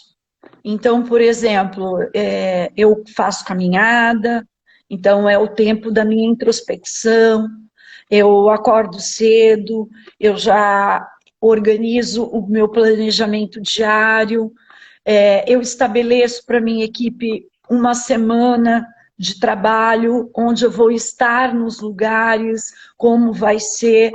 Todo mundo sabe aonde eu estou, porque assim, eu falo para eles que eu também posso ficar doente, claro. Eu também posso precisar me ausentar, então eles precisam fazer a continuação, né? E assim, nesse momento, eu estou fazendo isso, porque eu viajo agora, dia 5 de julho, para ver minha filha que mora em Perth. A minha filha mora em Perth, eu vou passar um mês lá.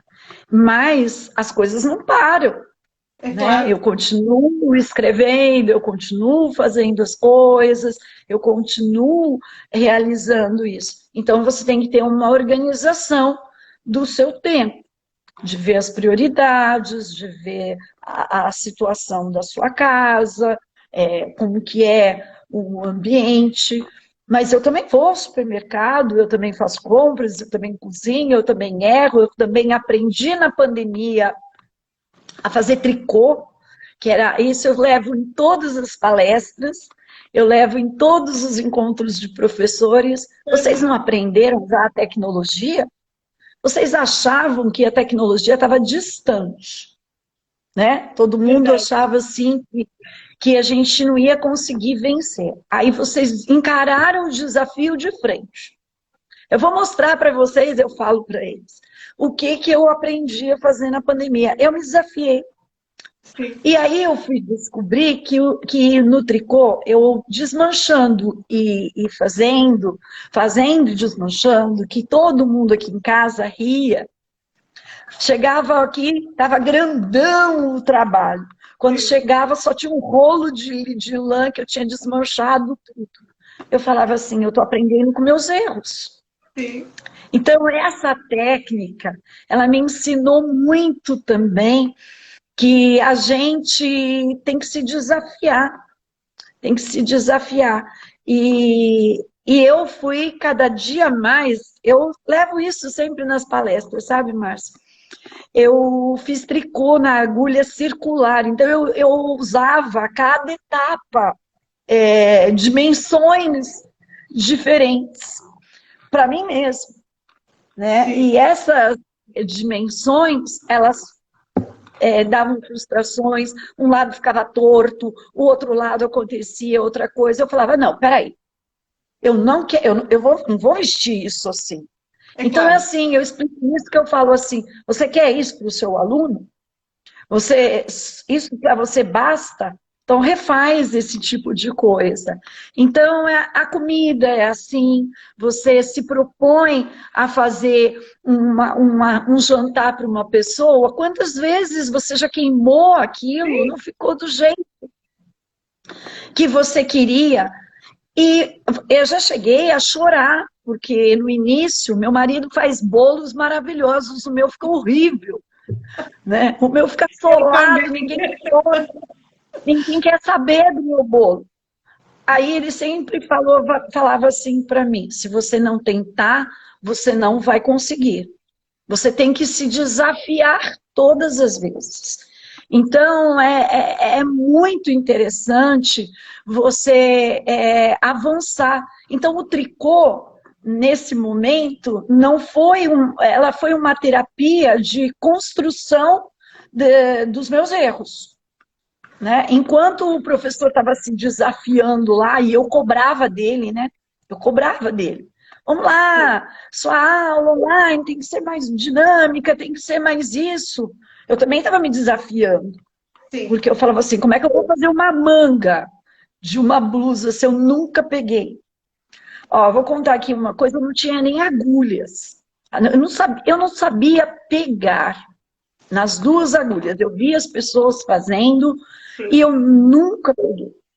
Aí eu comecei a perguntar no grupo da família, no meio da pandemia, quem tinha agulha de tricô para me emprestar. No grupo da família, porque eu nem agulha tinha, eu não sabia nem dos números, como é que funcionava aquilo, eu não sabia. Aí uma sobrinha minha falou assim: olha, você conhece a Roca, que é aquela loja Sim, que a sim. gente tem aqui Ótimo, de boa, Londres? sim. Aham. Manda lá, entra no WhatsApp que eles vão entregar na sua casa. O dia que as agulhas chegaram aqui em casa, eu olhei para as duas agulhas e falei, e agora, o que eu faço com isso? Então, eu vi o professor diante do computador tendo que dar aula, tendo que dar aula, tendo que dominar a técnica do Zoom, do Teams, do que fosse, e de uma hora para outra. Então, eu não podia exigir dele, eu tinha que ter uma concepção minha também. E aí as frustrações, o Casel me ajudou muito com isso, né? A desenvolver essa prática de frustrações, do desmanchar, né? A menina aqui, que fica aqui em casa, ela falou assim, Dona Márcia, pega uma tesoura e corta isso, emenda. Faz uma costura, emenda isso. Então, eu falava para ela assim, não é assim, É não é claro. assim. As pessoas fazem sem ter remendos. Então, Sim, a própria condição que ela falava de remendos, eu pensava nisso, jogar para debaixo do tapete, né? sim. Cortar o bolo solado e deixar só a parte gostosa do Sim. bolo. Não, eu vou fazer outro. Eu vou fazer outro. Tem gente que E vai fazer isso mecanicamente, você não, né? Porque você, ao mesmo tempo fazendo isso, você estava refletindo e aproveitando como uma lição pessoal, né? E partilhar, né? Para poder humanizar muito a relação com o teu próprio professor, né? E aí, vamos lá, você usou a palavra que eu gosto, que é uma palavra-chave que eu levo para os professores, em todos os encontros que eu vou e que eu falo com as pessoas. É ser humano é na essência do ser. Porque a gente fala em humanização e a gente tem que entender que o aluno, ele também vai ter os seus erros, ele também vai precisar ser desafiado, ele vai precisar errar muito. E a gente tem que estar ali do lado dele para fazer o apoio, porque ele não tem a maturação que a gente tem, ele não tem o casel para poder entender e trabalhar com as emoções dele, né? Ele tem um profissional que vai apoiá-lo. Então, quando é muito interessante você ter isso, esse dinamismo para poder ter essa fala para o professor. Né? Então, eu vou te desafiar agora. Então, nos meus encontros, nas coisas, eu falo isso. Se você é desafiado, é o que o professor também propõe. Olha, vamos fazer um exercício aqui, ou vamos propor uma coisa. Não vai dar certo a primeira vez. O aluno vai desistir. Nós temos que ter aí várias alternativas, alternâncias de metodologias. Hoje a gente tem as metodologias ativas, que podem proporcionar recursos satisfatórios para a aprendizagem. Sim. Então, essa constituição, ela ganha muito. E aí eu gosto da humanização mesmo, né, do processo de ser humano, de ser profissional, de ser aquele que está pleno. Pleno na sua convicção de ser educador, pleno na satisfação pelo que você faz, pleno para poder transmitir aquilo que você projetou, porque quantos de profissionais a gente monta a aula, faz um monte de coisa e sai de lá totalmente frustrado.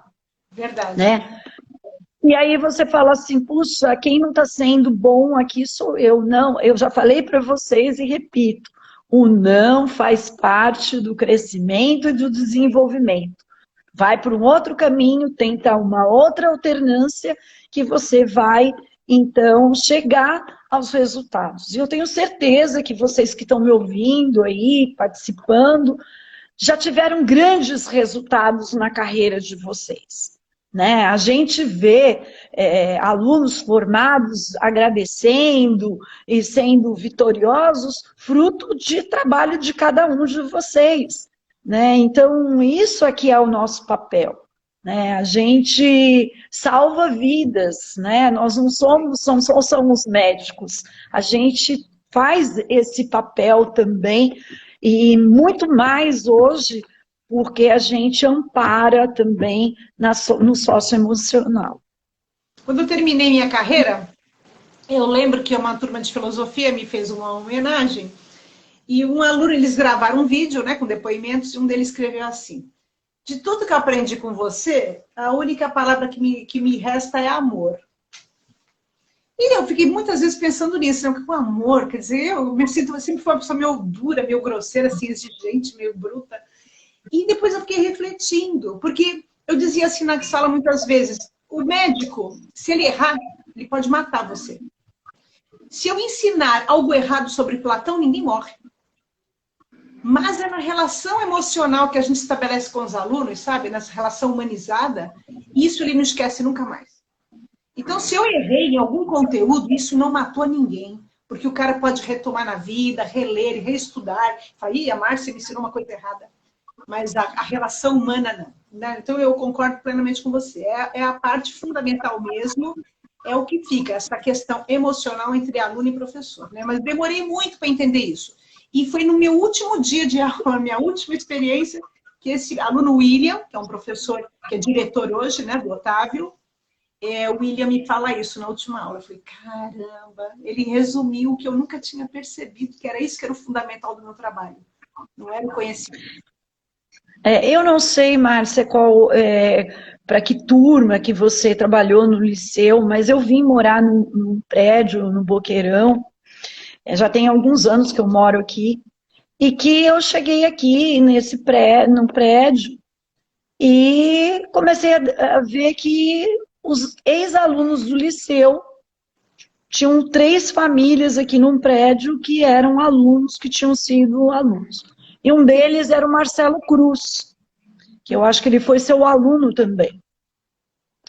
E ele chegou a me convidar para poder receber, ele recebeu algumas honras no Rio de Janeiro, e ele chegou a me enviar um convite para que eu tivesse presente, né, nessa solenidade dele, porque ele citou assim: eu nunca vou esquecer do que você fez enquanto professor. Então, foi uma coincidência eu morar no mesmo prédio que ele, mas ele mesmo falou assim: a vida, ela faz com que as circunstâncias se movam e a gente consiga poder retribuir o outro.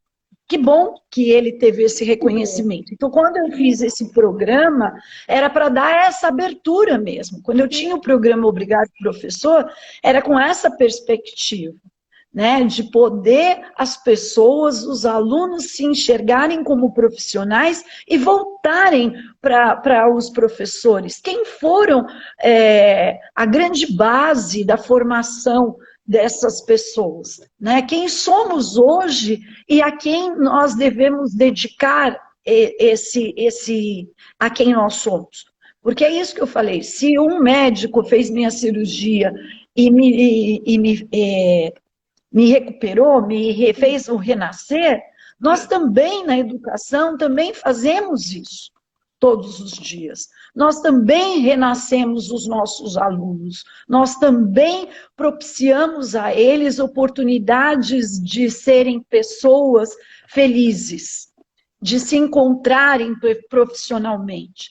Então, a gente tem que dar o nosso valor. Eu sou muito grata a todos os meus professores, a todas as pessoas que colaboraram para ser quem eu sou. Eu não nasci assim, eu me transformei. E se eu me transformei, foi por conta de pessoas que me influenciaram a ser dessa maneira. E que bom que a gente tem vários profissionais sendo dessa forma, atuando assim, porque assim a gente vai conseguir o valor que a gente tem. Não é valor de financeiro, que esse daí a gente já sabe que professor, escolhemos essa profissão. Temos que ser os melhores, mas a gente sabe que financeiramente isso não acontece. Sim. Mas o valor a gente tem, e a gente tem que saber representar isso para a sociedade. Eu sou professora. Muitas vezes eu vou nos lugares e aí vem aquela fichinha lá e as pessoas me perguntam: qual é a sua profissão? As pessoas perguntam para mim. E eu falo para as pessoas: eu não sou empresária, eu estou empresária, eu sou professora. Eu sou professora. Então, eu tenho muito orgulho disso. Se é o orgulho que a gente precisa ter, eu tenho e demais. E eu passo isso para que outras pessoas se orgulhem. Eu fico perdidamente apaixonada quando eu entro na sala do curso de pedagogia e eu vejo aquelas meninas ainda amantes da profissão. São poucas, não tem problema de serem poucos, mas que sejam profissionais dignos e que conquistem esse papel na sociedade, de ser professor. Maravilhoso. Eu vi nas suas redes sociais, e eu acho que tem a ver com isso também que você está falando, desse orgulho, dessa coragem de ser professor onde você vai. Que você estava em Salamanca, se eu não me engano, e havia comunidade, eu não me lembro se eram corações feitos com tecido, uma coisa lindíssima. E você ali muito envolvida naquilo, né? Quer dizer, o professor não no sentido do ensinar, mas nesse sentido mesmo de você professar essa, como você falou, esse servir o outro, essa entrega com o outro. Você podia falar um pouquinho dessa experiência que eu vi nas suas redes sociais?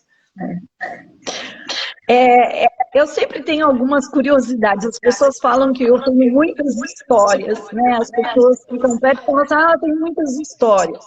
Quando você tiver 80 anos, tem que escrever sua biografia.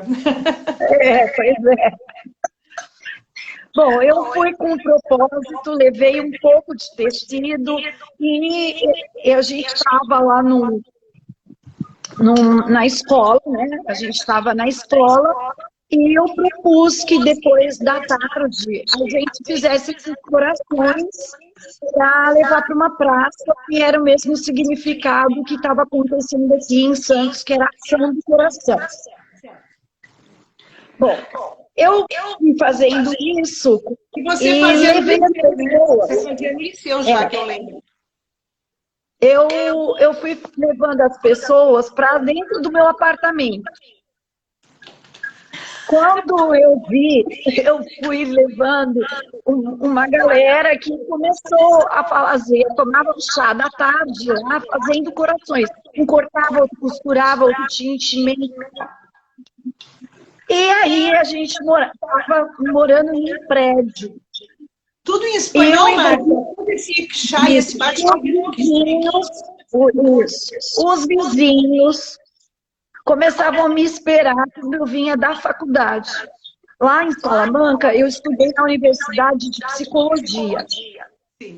Eu fiz a família e a parte social acompanhando uma pessoa de baixa visão. E meu trabalho lá era fazer a integração dessa pessoa na sociedade, na faculdade de psicologia. Era a aplicação do que eu tinha estudado, mas na vivência, com médicos e tudo mais, né? E aí, quando eu chegava, eu voltava a pé. Eu voltava a pé da universidade, eu voltava 2 horas. E quando eu chegava no prédio, eu via as vizinhas, as moradoras do prédio, querendo ir para o meu apartamento. Até hoje, Márcia. Elas me cobram a ida para lá para fazer curações. Eu continuo mantendo um relacionamento com elas. A Carmen vai anualmente e eu sempre pego uma lembrancinha daqui da cidade. Mando a Carmen levar. É o point da moçada. E aí a gente foi para a praça com os corações, com a bandeira do Brasil, e a gente foi levando para todas as pessoas que estavam em Salamanca o que era transmitir o amor para as pessoas. Era doar, a gente doava o coração. Primeiro a gente fez no chão, o significado, né? Com bastante corações que foram feitos por nós, e cada um foi levando um pouquinho do Brasil, do nosso amor, do nosso sentimento. Então, a gente, isso ainda existe aqui em Santos, né? Atualmente, nesse momento, estão acontecendo algumas oficinas, porque o episódio vai se concretizar no dia 2 de agosto, que é feito pelo Alexandre Camilo. Eu conheci o irmão dele, que faleceu. Isso.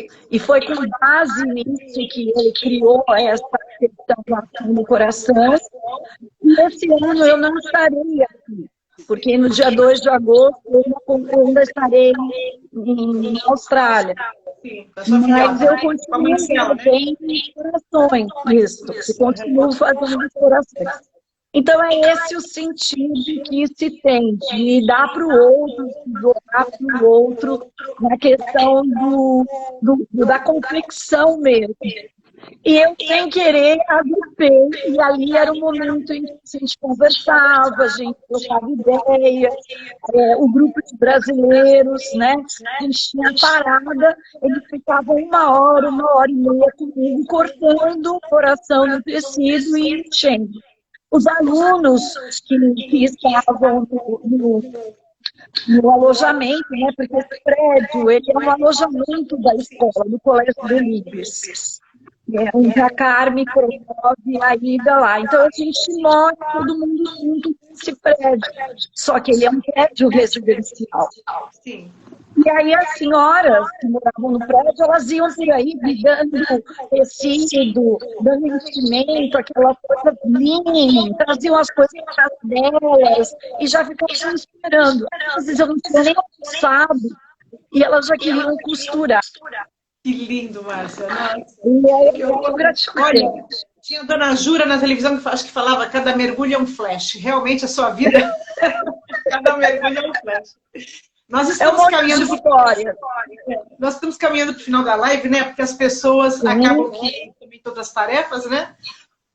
Mas assim, eu queria uma última coisinha de pedir para você. Aquela menina Márcia que frequentava escola, que um dia foi alfabetizada, pequenininha, que foi crescendo como mocinha, teria ideia de que você teria construído, ou estaria construindo hoje, na idade em que você está, tudo isso?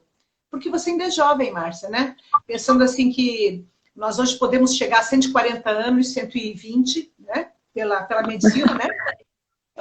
Antigamente, falar em 100 anos era uma coisa... eu também, eu tô cheia. É que eu coloco uma luz tremenda aqui que é para esconder. Mas, assim, hoje nós temos uma perspectiva de longevidade grande. Será que aquela menininha teria ideia de tudo isso? Como você veria isso? Como aquela menininha olharia tudo isso? Será que ela tinha alguma ideia ou não? Foi tudo... Não sei, foi tudo tão surpreendente na sua coragem, porque não foi nada dado de graça. Tudo isso foi construído com muitas horas, muita dedicação, muita coragem, né? O que aquela menininha falaria? É bem difícil falar sobre isso, porque eu comecei ajudando crianças dentro de uma garagem.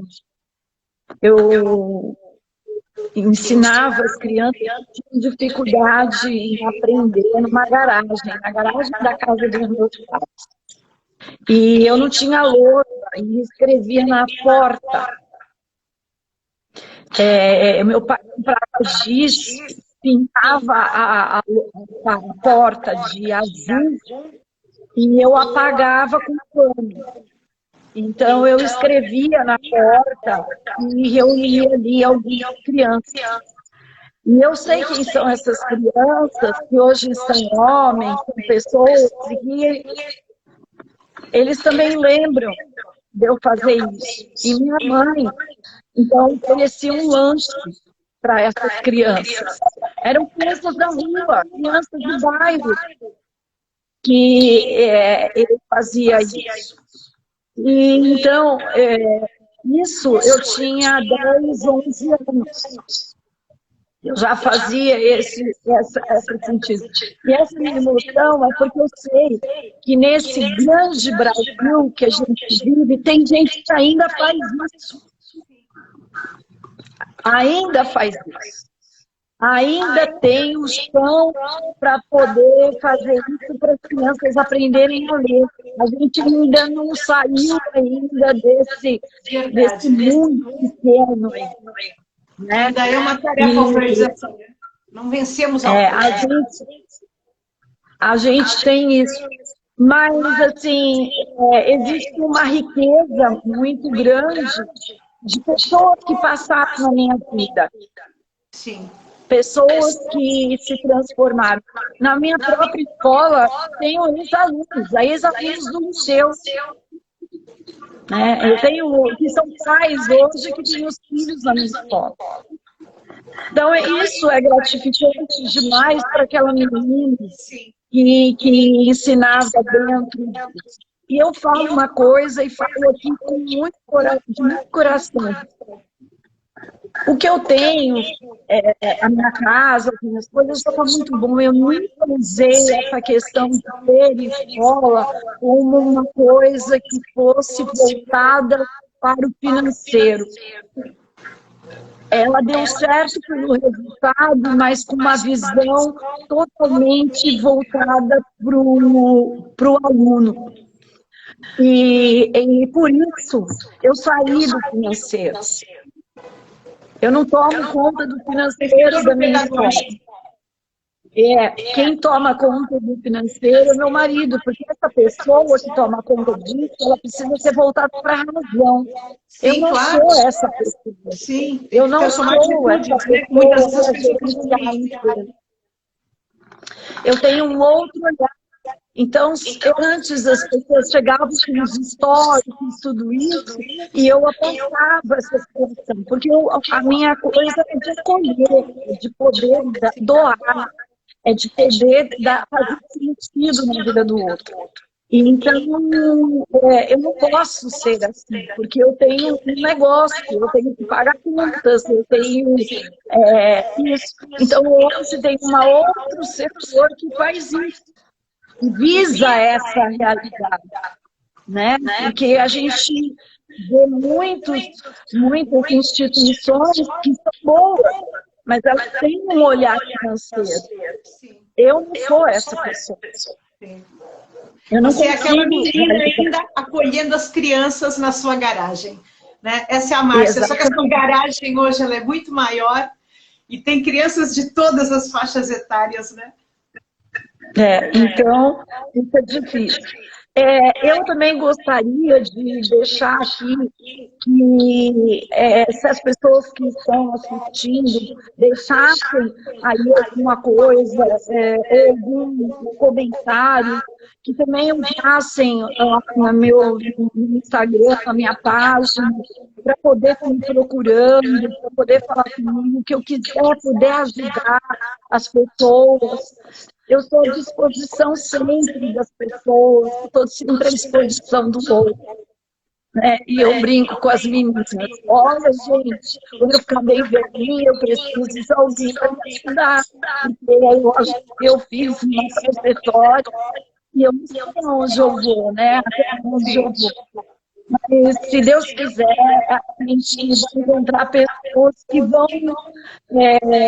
agir na hora que for possível. Sim. Né? Por enquanto, eu continuo aqui num papel de ajudar, poder modificar. E aí, contem comigo, podem me procurar, tanto referente ao meu livro, referente a alguma coisa. Querer conhecer um pouquinho mais do Fazel. Tá bom. Márcia, olha, foi uma coisa maravilhosa, estou apaixonada por você e acho que todo mundo que assistir esse vídeo também vai ficar. E quero te agradecer de coração, você foi maravilhosa, foi de uma espontaneidade, de uma gentileza que não tem tamanho, sabe? Eu acho que realmente foi uma síntese da sua vida muito bem contada e com muita emoção, muita razão, muita coerência. E acho que vai ser inspirador para muitas pessoas, tá? Eu quero te agradecer muito. Muito obrigada. Eu que agradeço a oportunidade, agradeço também a todos que ficaram aí desde o começo. Eu vejo aí os nomes das pessoas que eu tenho uma grande admiração também, fazem um trabalho muito significativo. Estou vendo aí a Neandra, que é bem distante, né, aqui da região, mas que eu acompanho o trabalho. E eu sempre falo para as pessoas, se eu tiver a oportunidade de ir para o município, seja lá onde for, eu vou levar um pouquinho dessa coisa. E eu falo para a gente, para as pessoas, podem me procurar, eu estou acessível, né? Eu estou à disposição. E, Márcia, fica aqui também, em uma outra oportunidade, se você quiser dar uma demanda que seja diferente, voltada mais para isso, porque hoje a gente fez esse bate-papo que seria sobre a história, e tenha vontade, né, para poder a gente estar indo. Eu agradeço muito, meu coração bate forte por vocês. Obrigada. E eu quero agradecer essas 7 bravas pessoas que continuam conosco, né? Eu li muitos nomes aqui, eu não nomeio, que é para não cortar a linha de raciocínio do convidado, mas agradeço a todos que estiveram presentes e que venham assistir o vídeo no futuro, tá bom? Uma boa noite para todos, uma boa noite para a Márcia, que Deus proteja todos nós e nos acompanhe aí nas nossas lidas diárias, né? Um beijo, Márcia. Ela colocou agora. Um beijo, muito obrigada, viu? Beijo, Tchau, tchau para todos. Boa noite para todos. Tchau.